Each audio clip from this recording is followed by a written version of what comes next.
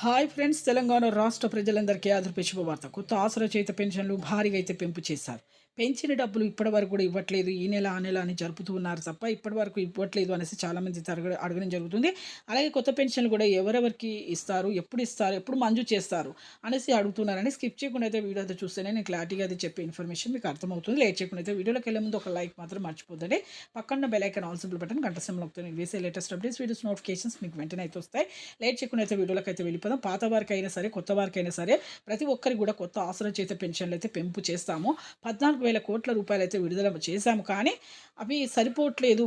అలాగే ఇప్పుడు ఎన్నికల సమక్షంలో కూడా మేము చాలామంది ఎన్నికలు జరుగుతున్నాయి కాబట్టి పెంచే ఉద్దేశం ఉందని కూడా వార్తలు అనేది తెలుస్తుందండి. ప్రతి ఒక్కరు కూడా పెంచుతారు.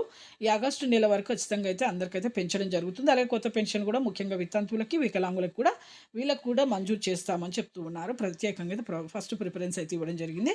ప్రతి ఒక్కరు కూడా ఆగస్టు నెల నుంచి అయితే వీళ్ళకి కూడా మంజూరు చేస్తాం. ఎంపీ సేలింగ్ అయితే చేసుకోవాలని చెప్తున్నారండి. చూసారు కండి, లైక్ చేయండి, షేర్ చేయండి, సబ్స్క్రైబ్ చేయండి. Thanks for watching.